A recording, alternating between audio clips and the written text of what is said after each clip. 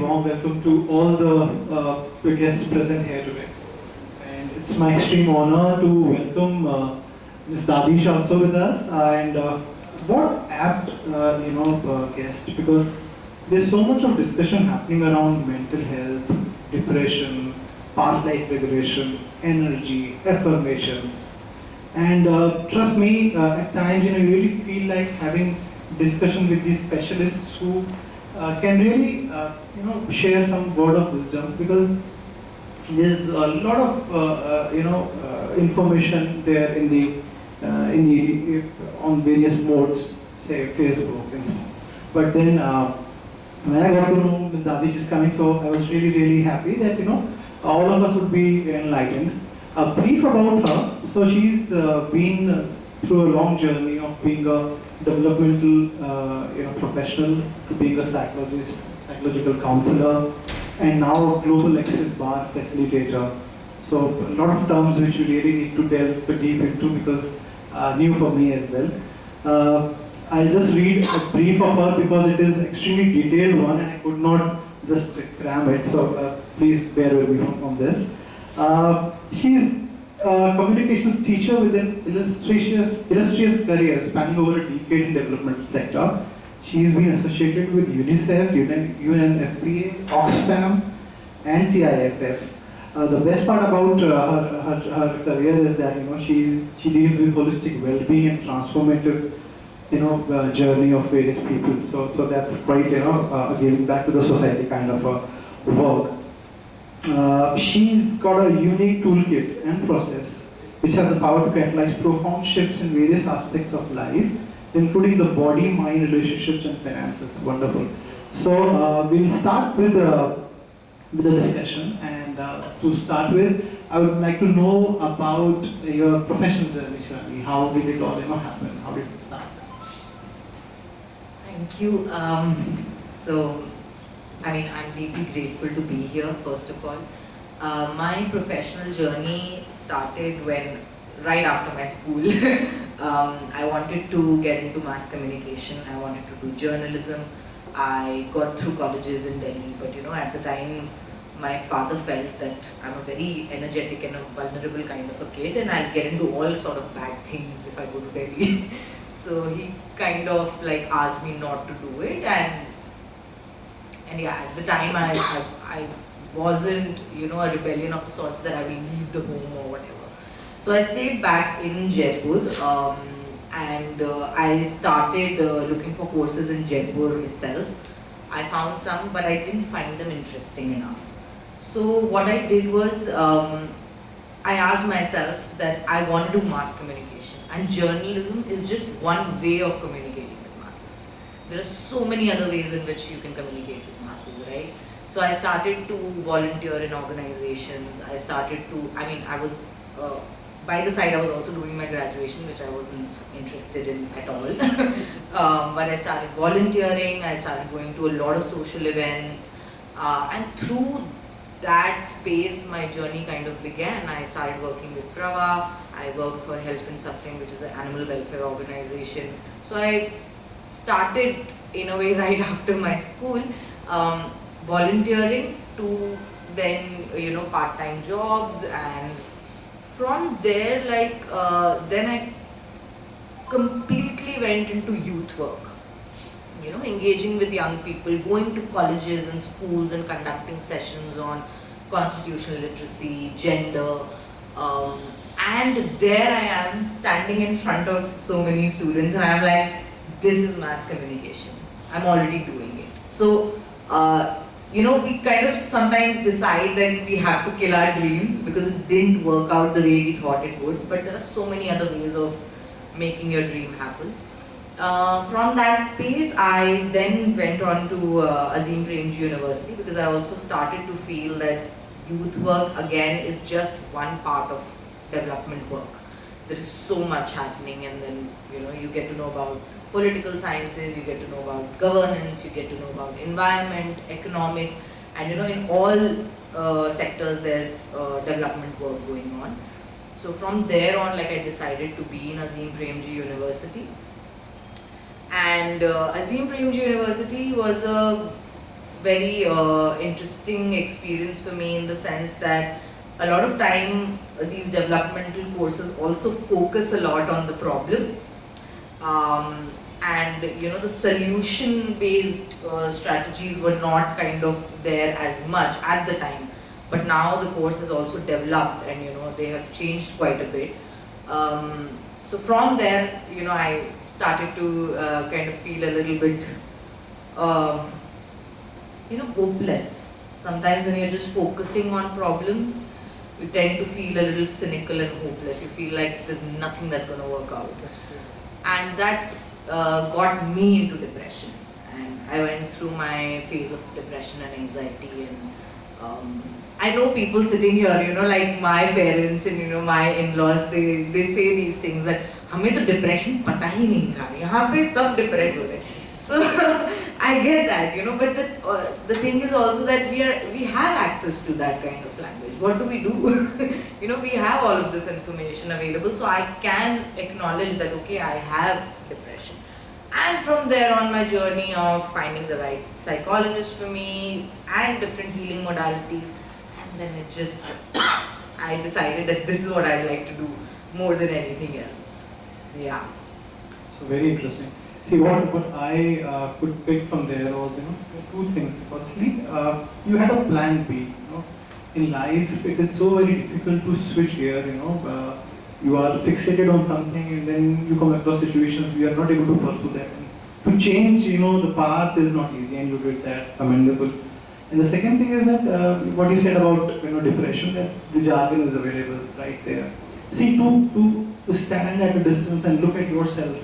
Again, is a quality which not everybody possesses, to look at yourself, judge, or maybe decide, consciously what's good, what's bad, and what's the problem. So commendable. You've been working for KPsych, so would you like to know more about, what this organization is all about, and how are you contributing to the cause through it? So KPsych is a very comprehensive service provider when it comes to psychological work, be it psychological tests, be it therapies, sessions. KPsych is an expert at clinical and organizational psychology, and yes, of course, you can become part of attending sessions with a therapist or a counselor there. From there on, you can also move your journey to learning about therapy and counseling. So there are a lot of workshops also that KPsych provides if you would like to learn more about counseling and psychology in general. KPsych interestingly entered in my life when I moved from just healing and wellness into also mainstream psychology. And I guess at the moment KPsych is doing some really phenomenal work. We just kick-started our sharing support group yesterday. It's called Safarnama. So every year KPsych runs this support group in October, November and December. So one entire month is dedicated to a theme. So this month's theme is self-care. And we just did a session yesterday on physical health. And then there will be a second session on social well-being and so on and so forth. So there will be 4 sessions, and there is this group of people who commit to being part of this whole 1 month journey. So I believe that KPsych is this really interesting mix of mainstream psychology, where yes, you can come and get your psychometric tests done and take sessions, and also a learning sharing platform, and also it provides services to those who cannot afford therapy. Through Safarnama, that's the intention that we have. So it's very, very pertinent. You see, I have a friend who's a cosmetic surgeon himself, and he would keep telling me during the course of discussions, every year that the way we go for a dental checkup or for a physical checkup, we must go for a mental checkup also, because we don't realize there are things which only experts can tell us. We don't accept it. That's the we remain in denial actually. So that's the biggest problem with us. So we must make it a part of our regime basically. So very. I'd just like to add something to that, and this is something I'm sure you must have heard. जब आपका पैर टूट जाता है तो हम parents को नहीं बोलते ना कि मेरे को प्लास्टर लगा दो इस पे. We go to a specialist. Similarly, if you are not mentally feeling fit, and it is completely okay. I'm so grateful that Gen Z is so comfortable accepting if they are not feeling well, right? Whereas I still see that my parents' generation, they will still kind of hide it, keep it to themselves because they want to show that they are all sorted unless they completely break down. So if you're not mentally feeling fit, please do not think that your parents and your teachers are equipped to help you, because they are not. They do not come from that stream. They can support your journey, but please do go to a counselor or a therapist. Yeah, I mean, there's no shame in it. Because, we as a part of our professional journey, we consider things to be very, very, very normal. So, for example, when I became a leader for the first time, that was 6th year of my career, I thought getting angry on my colleagues who are not doing certain job was normal, which was not. It is not normal to humiliate others. And same would happen with me also. My bosses would tell me that you are not good enough and stuff. So I'm not saying anything about them, but for me, I know that this anger grew as the pressure mounted upon me, and I did not realize that it has become a problem. I thought it's a part of being a leader to get angry over others, and maybe it's a way to get work done. It is not. There are other ways of getting done, things getting done. So very interesting terminology which I came across in the profile was Global Access Bars. So what is this? Yeah. So Access Bars is basically a hands-on body process. This is by Access Consciousness. It's Access Consciousness, like a healing modality, you can understand it that way in a layman language. And specifically, let's focus on Access Bars because Access Consciousness is like a whole new and big world. So it's a hands-on healing modality. There are about 32 points on your head. Now that's the thing, if you actually kind of trace back, I think in our Vedas and in historical Hindu cultural texts, there has been a mention of these 32 points on your head. But we couldn't access that. But Access Consciousness has kind of brought it in a language that allows us to access it. So these 32 bar points are basically, the name of these bar points are like money, body, creativity. So these are the different bar points, and when they are mildly touched, when they're mildly pressed, what tends to happen is that all the emotions, feelings, thoughts, definitions that you have stored about that thing, let's say you have stored about money or about your body, they start to dissipate. I think one of the most beautiful part of Access Bars is, imagine giving yourself this time where you are lying down and somebody is touching your head. If not anything else, it feels like a mild massage and you gave your body some relaxing time. That is the first thing that you will understand about bars. But as you go on attending these sessions or learning, you can also learn it. I am an Access Bars facilitator, so you can also learn how to do it for yourself, for your family, for your friends, and for your clientele.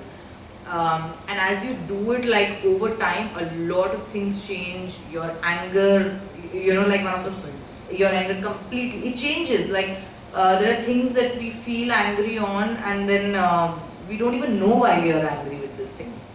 We are not even sure, like, how come I'm angry with something like this, So those kind of things begin to change because it creates more space for you rather than keeping you stuck with the definitions that you've created up until now. A lot of times our definitions keep us really stuck. So even when you were asking, is Gen Z more emotionally intelligent or artificially intelligent, I would say that Gen Z is emotionally and artificially intelligent, and therefore they are more intelligent, and it is not about Gen Z versus Gen, like Y or X.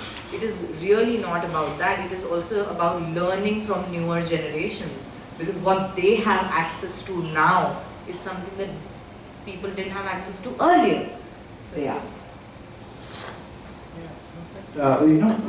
Gen Z being more intelligent emotionally and artificially, I could quite agree to it because, as Rishabh said, that a lot of blemish is to be it lies with us as parents because yes, we try to pamper them beyond the need. We try to give them those comforts which perhaps we were deprived of. There is no comparison. Our parents had limited means, maybe we have better. But doesn't mean that we know we need to create an artificial environment for them. Let us expose them to the brutalities of the world and let us be extreme about it. No problems with that. So I quite agree with Rishabh and Ms. Adesh, yeah. Now there is a lot of importance being given to artificial intelligence these days. So the question that comes to my mind is whether we are ignoring emotional intelligence or let the lesser importance is being accorded to it. What do you think about it? I believe that we've somewhere been implanted to hide our emotions, to shy away from our emotions, and emotions like grief or anger, I guess they have been misidentified really brutally. Emotional intelligence is not just about me being empathetic to other people while they are in their let's say severe emotions, but it's also about holding space for yourself, knowing what your anger looks like and breathing through it. Really, it is not about shooing away your anger. मुझे गुस्सा आ ही क्यों रहा है, मुझे गुस्सा आना ही नहीं चाहिए. It's not possible. I think emotions are the biggest resource, and it's a very natural, innate resource that all of us have. I mean, artificial intelligence की अगर हम बात करते हैं जब, तो you have to get that anything for anything to be turned into matter takes its own time and process. Artificial intelligence now we can see in our face with mobile phones, with apps, and with bots and all of this. We can see it in our face, but this thing has turned into matter because it was worked upon for many years. I believe that artificial intelligence is beyond the computer systems and the mobile phones. I believe that competition is an artificial intelligence. We were wired into competing with each other. So you have to also see how it's not like suddenly there are phones and computers. This generation or all the previous generations have seen the progress of it. They have seen how it has come out in the world. It was very much required. It was the need of the hour, and that's why it has come out in the world. So I would say that emotional intelligence is something that, emotions is something that is very integral to us. It is very innate to us, and so there is no shying away from the fact that we must work on our emotional intelligence. And one of the first steps to doing that, and I'm so grateful that you brought that up, is firstly holding that space for yourself. If you're not willing to hold that space for yourself when you are angry or when you are sad or when you are grieving or when you are happy, you will not be able to hold space for anyone else. So I believe emotional intelligence is about holding space for myself while I hold space for you. Quite contrarian thought. I mean, I thought that maybe we need to consciously evolve and look at ourselves as to how are we reacting to situations and maybe try and bring control. But then, as you rightly said, that let us be natural, let us be what we are, and perhaps this knowledge itself will bring about the change in ourselves. How we are behaving, how our demeanor is, and etc. Now, sorry, I'd just like to add to that, and I totally understand when you say that कि कितना contrary लग रहा है ये. So I would just invite all of you, okay, today. I was once told this, that hey darling, you can't get you wrong. You can't get you wrong. आप अपने आप को गलत नहीं मान सकते, हर वक्त अपने आप को गलत नहीं मान सकते. So this betterment or this wanting to learn more, that as humans, we will always have in ourselves. You will always be getting better. You will always be working towards better. But if we continue to operate from the space, what is lacking in me? You know, what is it that I don't have that I must have? It's still, you know, like when I ask you this question, what is lacking in you? Is it a very light question in your world, or is it a heavy question in your world? What is it? The approach itself is negative. It's a heavy question. But if I were to ask you, hey, what is right about you? Hey, what is so brilliant about you? Hey, what is something that you can do that nobody else can do the way you do it? To begin from that space, to begin from where you already are is the best place. And instead of looking at what is lacking, look for what is working, you know. There's something that is brilliant about you that has got you here today at this platform. So it's, I would say that it's a kinder space to begin from. It's a much easier and a kinder space to begin. Just reminds me, I was reading somewhere that there are two kinds of thoughts that come to our mind, which is to improve ourselves. The first kind of thought is whether we should be working upon the positive thoughts. The second kind of thought is that whether we should be working at controlling the negative thoughts. So it is said that God has made us to remain happy. So the natural thing is that we want to be happy. But we actually, if we start working upon controlling our negative thoughts, that could perhaps bring out better results. It's one of the, psychologists actually points this out, that you should try and control flow of negative thoughts more. Positive thoughts will get taken care of. So the next thing that comes to our mind is, that emotional quotient. How can it be measured, or maybe, are there any indicators in behavior patterns which show that somebody has got lower EQ, lower emotional quotient?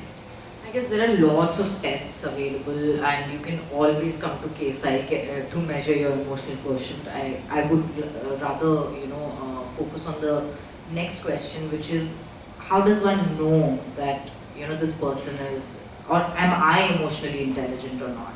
I guess the first thing, according to me, is your ability to listen. And trust me when I say this, it's not just about what people are saying and listening to that. When I say the ability to listen, it's the ability to listen to the whispers. It's the ability of listening to your body.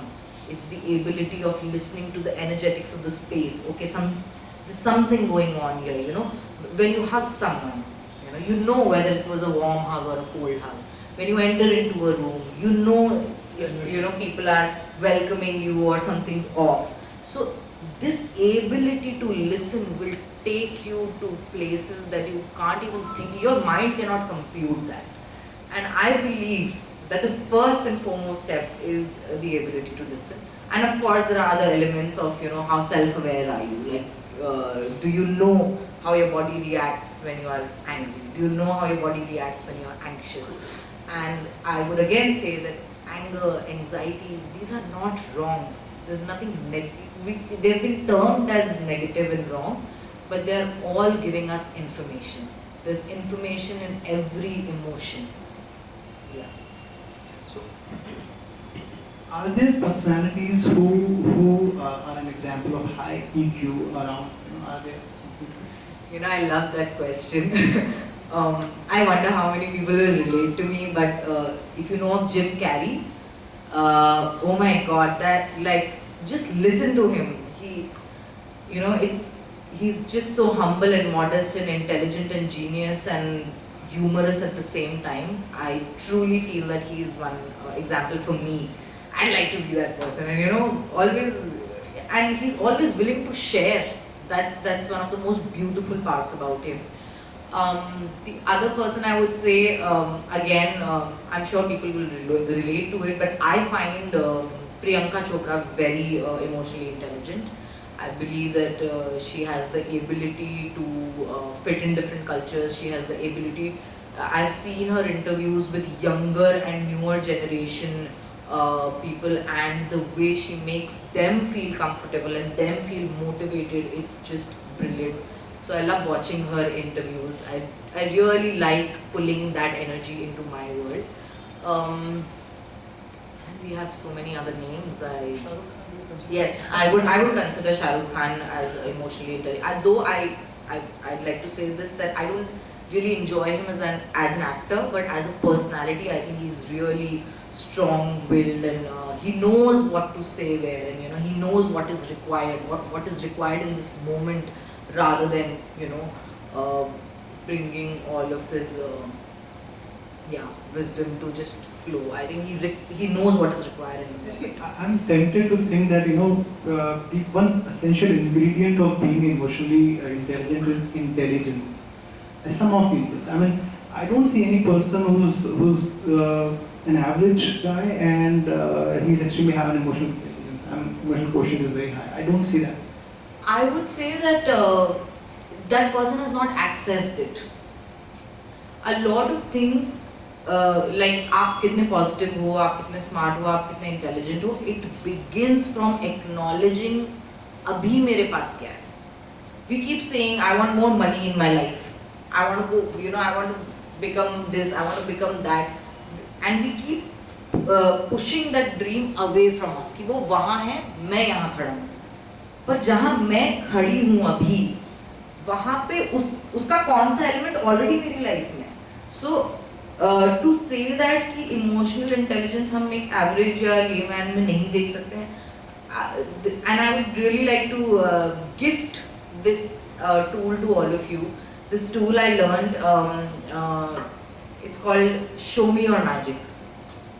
Okay, so every time you meet a person, or you are going for a meeting, or you are going for a family gathering, or wherever you are, just in your world, मन में ना आप बोलो Show me your magic. जैसे आप उस इंसान को बोल रहे हो कि मुझे अपना मैजिक दिखाओ, या आप अपनी बॉडी को भी बोल सकते हो, उनको भी बोल सकते हो, and gradually what will happen is you will actually see their magic. You will see what they do differently. Lovely. Good one. I like that. So, any reading recommendations you have for us? That's the last question. Yeah. I'd say that there's this book that I've been reading. It's called The Courage to be Disliked.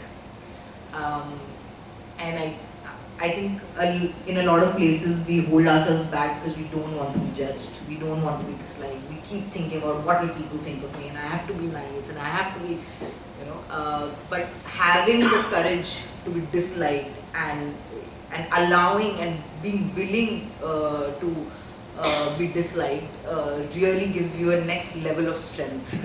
So I would really recommend that book, and it is actually based on Adrian psychology. So Adrian psychology is a very different perspective from a Freudian school of thought, which has been the premise of psychology. Freud and Jung, Alfred Adler also comes from the same time, but he had a very different take, and I really enjoy his take. So if you'd like to explore different kinds of emotions and how, instead of those emotions making use of you making use of those emotions, then I think this is the book. Secondly, I'd recommend The Power of Now by Eckhart Tolle. It's my forever. I have still not finished the book. It's always by my bedside, and I read 2-3 lines and I leave it. It's a brilliant book on self-awareness. It's a brilliant book on being in the here and the now and how you can access it. One more book that I would recommend, from which I shared the tool with you, Show Me Your Magic, is a book called 7 Steps to Flawless Communication by Cass Thomas. It's a very tiny book, but trust me, it will change the way you communicate with yourself, with your business, with people, with spaces. It's communication at that level. Thank you, Shivangi. Thank you so much. It was so much of energy and knowledge, wisdom, all compacted into a small package. Thank you so much for all the information. Thank you. Thank you so much for receiving this and having me here. Really, it's so nice to get this platform.